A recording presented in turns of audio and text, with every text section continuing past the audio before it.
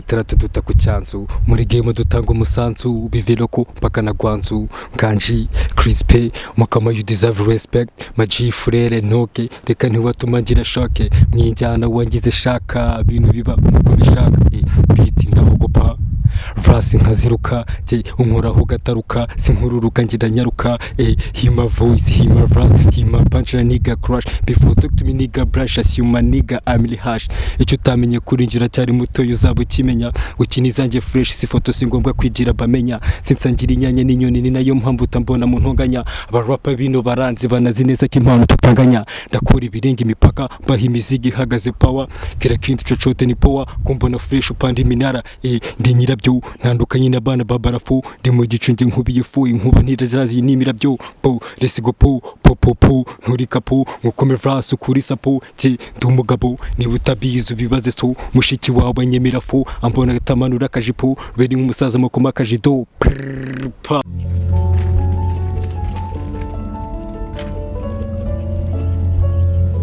ibihe byiza nshuti bakunzi ba Mod TV kuri uyu munsi wa none uri kumwe nanjye Wizipazo akaba ngiye mugiye gukorana muri iki kiganiro rero ni iby'agaciro cyane kuba wahisemo gukurikirana Mod TV ni iby'agaciro burya guhitamo iby'agaciro bikugira nawe w'agaciro niyo mpamvu rero kuri uyu munsi wa none turi kumwe n'umuhanzi ngira ngo muri kumubona no musore mwiza kabisa ukeye ngira ngo muri kumubona ari kubyangwe kabisa reka rero ntangire mwakira muri iki kiganiro cyacu tugiye gukorana mbibutsa ko waba wifuza kwamamaza ibikorwa byawe bitandukanye watugana kuri Mod TV tukakwamamariza ngira ngo nomero za telefone magenda muzibona hasi uko ikiganiro tugenda tugikora rero reka ntangire muha ikaze umuhanzi wacu turi kumwe muri iki kiganiro ikaze mu kiganiro cyacu kuri Mod TV.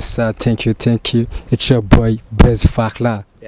Blaise fackla iri zina mu by'ukuri wowe waritekereje ute ugiye kuvuga ngo reka niyite iri zina benshi biyita amazina atandukanye wowe ku bwawe wabitekereje gute kugira ngo yite ngira ngo iri zina Blaise ryo rizina risanzwe fackla ni izina ry'ikidage mu kinyarwanda ugenekeje bisobanuye ngo nyiri cyubahiro maze kumenya ibintu byanjye nkora boro nkora zanjye kuntu zirenze wallahi nashanze nyine ninjye mwami w'injyana dukora tu nyiri cyubahiro nkwiye kubaho rero ni byiza cyane ukora ihe njyana ubundi jewe drill trap byose ndavanga nyine tu ubona ari iyihe njyana wowe wumva ukunze cyane wumva wakora injyana preferable cyane ni injyana igezweho ngo bita drill nihe mpamvu yisemo injyana ya drill ni ibintu bindi mu maraso n'ukuntu ikunzwe n'ukuntu igezweho n'ukuntu nyibasha nyine tu uri kubyangwe kabisa thank you man no mufungo nyine tuno guheba kuva hasi kugera hejuru bundi so ngira ngo munamubona umuntu turi kumwe umuhanzi turi kumwe hano kabisa afite vision hari icyo yifuza kugeraho mu by'ukuri wowe utekereza kuvuga ngo reka nkore umuziki ni iki wari utumbira cyangwa se ni iki wari ugamije kuba warinjiye mu muziki ngira ngo urakoze cyane ubundi jewe life yanjye uko mbizi ni izindi mu muziki nyine tu natangiye mboroka ingoma z'abandi ubundi rimbi akambwira atari ko se nkawe uzaturirimbira iby'abandi kugeza ryari none ndavuga ati nanjye kaniyo ngoze nkore boro yanjye ndabyibuka nka 2017 gutyo nkora track ya mbere nyumvisha abapeti tugendana nyine ku ruhande avuga ati ji boro ni danger tagenda njya stunda kora ibintu mbona biciyemo neza fresh naho ngiye hose ubungu wallahi izina ni fackla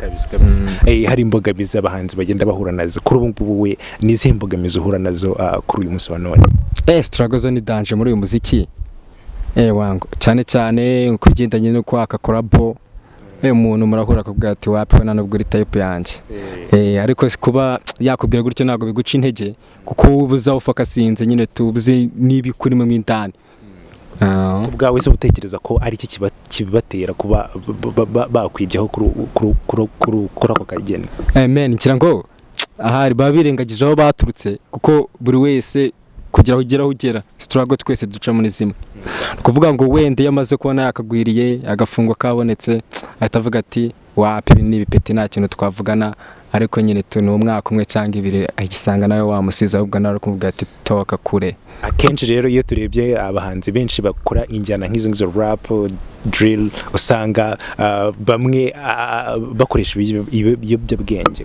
kumva ko atajya muri studio atabanjije gufata ku kana. Ese wowe ku ruhare rwawe cyangwa se ku giti cyawe ntago ibyo bintu ujye bijyamo? Ngira ngo sinzi impamvu abantu bose ari gutyo bavuga ngo ubundi iyi njyana yaje ari injyana y'umujinya, sibyo? Kuko kwa kuntu twiyambarira, kuntu tuba dusa, ukuntu tugenda, ndavuga ati abantu buri musani wese icyo byabwenge ni imbere cyane, ariko siko bose babikoresha. Nkanjye wapi rwose. Wenda akabyeri ugiye ufataho cyangwa se akantu ka biya? Akabyeri byo ni imbere cyane, ariko ntabirenze da. Ntago kuba nkafata ariko ni kuvuga ngo ndi umusani. N'undi ku ruhande nawe yagafata ntabirenze. Nayo birenze. Rero wenda tugaruka wenda nko mu muryango wawe, uburyo ababyeyi bagufata nk'umuhanzi ukora iyo njyana, ababyeyi bawe baragushyigikira? Ngira ngo ababyeyi iyo bigitangira ntabwo babyumva neza, bumva ari ibintu by'ubusazi bya danje, ariko uko bagenda babona utera imbere, uva kuri level mujya ku yindi, nabo bagenda babona ko bya bintu nyine bizagera byetu. Abakunzi badukurikiranye rero kuri Mo TV, uyu muhanzi turi kumwe nawe, ngira ngo muri kugenda mwumva amwe mu makuru ye, ndetse n'abafana be badukurikiranye muri aka kanya. Rero wenda hari abafite amatsiko bibaza umuhanzi turi kumwe, ese iyo njyana aririmbamo aririmba te? Niko kantu wenda wagira icyo bagaragariza? Oji kamba kubitirima ga freestyle ku ngoma yanjye bita abahungu.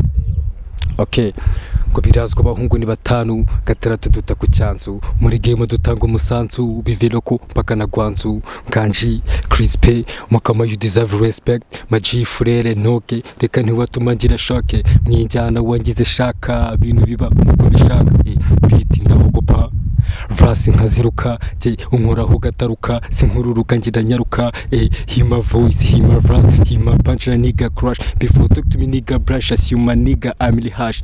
Icyo utamenye kuri njira cyari muto uzaba ukimenya, ukinizange fresh, si foto si ngombwa kwigira bamenya, sinsangira inyanya n'inyoni, ni nayo mpamvu utambona mu ntonganya, abarapa bino baranzi banazi neza ko impano tutanganya, ndakora ibirenga imipaka, mbaha imizigi ihagaze power, kira kindi cocote ni power, kumbona fresh upanda iminara, ndi nyirabyo ntandukanye n'abana babarafu, ndi mu gicunge nkubiye fu, inkuba ntirazi n'imirabyo, let's go po nturika po, ngukome vrasi kuri sapo, ndi umugabo niba utabizi ubibaze so, mushiki wawe nyemera fu, ambona gatamanura akajipo, beri nk'umusaza makoma akajido pa. Let's go.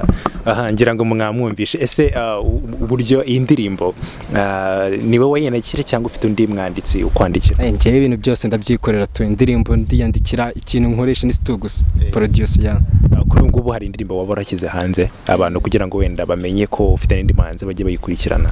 Ingoma zo zirahari zirenze imwe, ushaka ku supportinga njyewe kabisa wajya kuri channel yanjye nitwa Blaise fackla, ibikorwa byose biriho tu, projet zose.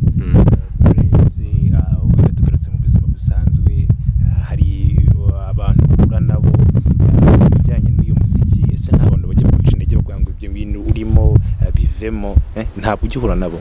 Urucanyira ikigo ntabwo rwabura ni industry bundi zose, turetse no mu muziki n'ahandi hose, ikintu cyose ukoze ntabwo wabura uguca intege. No mu muziki rero ntabwo babura umuntu kuri akavuga ati wapi kabisa izo boro zawe naho bizagera ntaki, ariko ngiye kuko mba nzi ibyo nshaka naho ngeze no gukora ibintu nkunze, yandakomeza tu.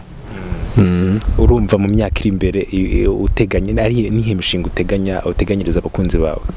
Ngira ngo abakunzi banje bo barabizi, turahorana bya hafi, turakorana projet zirahari nyinshi zigomba gukorwa uyu mwaka, barabizi uko umwaka uvuye akajya hundi, reve imwe tuba tuyitaye mu mwaka tugiye mu yindi to, kuvuga ngo uyu mwaka ari ibintu bya danje, n'umwaka utaha ibintu byo birahari tu, ingoma zo zirahari kandi zifite ubukana tu. Munashaka itayibaza wenda ku buzima bwawe bwite, uyibyutse nko mu gitondo, umunsi wawe umeze ute? Sangiza abakunzi bawe uburyo utegura umunsi wawe.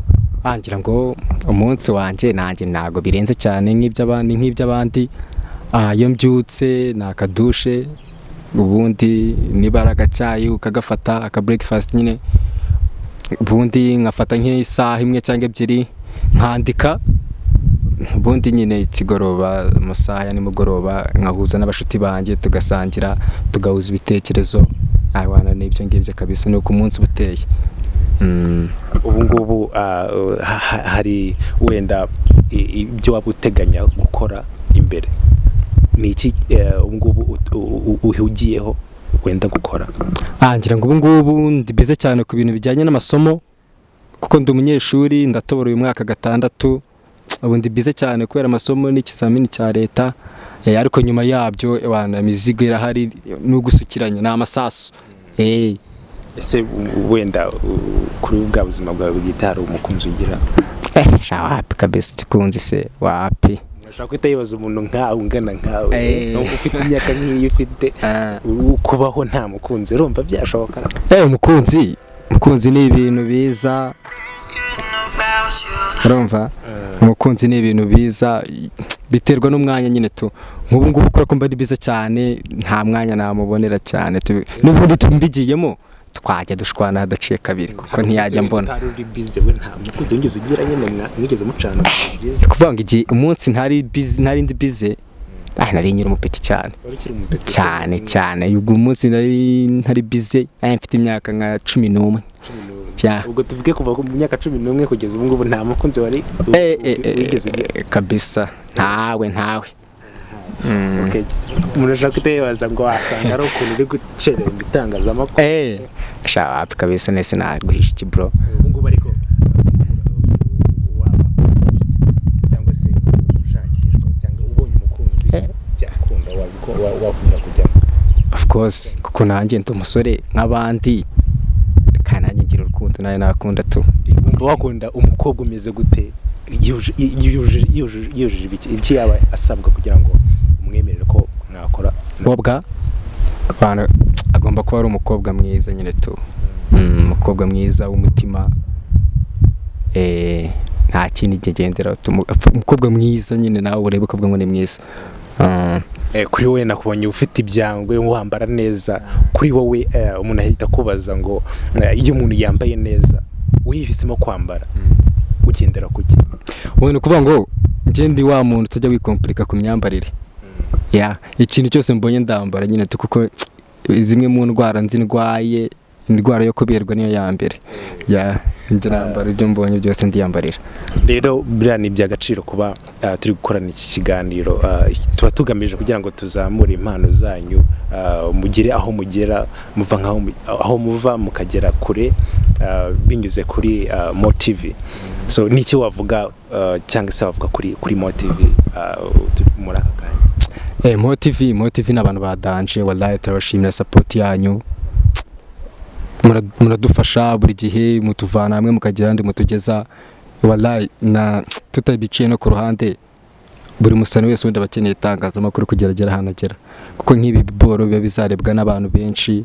Ubibonye ukubonye akagukunda nawe screaming ibintu byawe akabyitaho akanavuga ati uyu musani atandukanye nabo nabonye nyine tu. Niyo mpamvu Mo TV n'abantu badanje cyane. Much respect. Hari akabazo umuntu ahita kubaza kamwe cyangwa se tubiri. Tubwiye ko uri umunyeshuri, nirihe somo wumva mu ishuri? Somo numva cyane ni somo ni ubuvanganzo literature. Nihe mpamvu urikunda cyane literature? Isomo mpamvu ndikunda cyane nge ndisanisha n'umuziki wanjye nyine tu kuko urumva ni ibintu by'ubuvanganzo. Ababizi barabizi kuko kwisobanura cyane byamvuna tu, ariko ababizi barabizi bazabishakishe bazabibona. Ni isomo riryoshye cyane. Nubwo ujya wibaza kuvuga ngo mu Rwanda cyangwa se hanze cyangwa abahanzi muri rusange hari umuhanzi wenda wakorana nawe featuring, umuhanzi yaba ari nde? Mu Rwanda cyangwa hanze? Haba mu Rwanda cyangwa hanze tugiye muri rusange. Mu Rwanda kwa muta umuziki wacu umaze gutera imbere. Buri muhanzi wese urabona ko ari kuri move ya dance. Se byagora guhitamo ariko ewana nta Racine n'umuhanzi nkunda cyane. Ngiye nkunda imyandikire ye, ikaramu iri hejuru cyane. Noneho wajya mu bakora nk'ibyacu nkunda umuhanzi cyane bita Rilimba. Wallahi ndamwemera cyane. buri ugiye guhitamo nk'umuproducer ushaka gukora indirimbo ugendera ku ki? Cyambe ndabanza nkumva production yiwe, karite y'ibintu yakoze, kuvuga ngo umuntu akoze ikintu cya danger rimwe kabiri ntago umuntu aba ari gushakisha bro, ni ibintu abazi. Ubwo rero numvishe mu producer yakoze ikintu kimwe boro ya danger, projet imera fresh, akora n'indi ya kabiri ya gatatu, nta kunanye tutakorana. Reka rero ngushimire kuba wahisemo wenda ko dukorana ikiganiro, wenda dusoza wagira inama cyangwa se abakunzi baba gukurikirana ku muziki wawe, ni iki wababwira muri aka kanya? Shout out to my fans, ndabakunda cyane, barabizi wallahi. Nababwira ngo baje kuri social media zanjye basacinga amazina yanjye, barayazi all social media, ndiho abascreaming ibintu byanjye, ubundi nanjye sineze guhagarara bakubita ibintu bya karite. Noneho kuba petit bafite impano yo kuririmba cyangwa indi impano yari yo yose, wallahi inama nabagira nimwe, nta gucika intege. Niba uzi ko ibintu ukora ari ibyawe, utishakisha, utarebera kuri mugenzi wanjye ngakora ibi ngibi, nanjye nabikora, ewane imbere ni heza cyane. Keep it up. Dugushimire rero kuba twakoranye iki kiganiro kandi witanze ugatanga umwanya wawe, ni iby'agaciro kanini cyane. Thank you so much. Twizere ko n'ubutaha nitugukenera tuzakubona.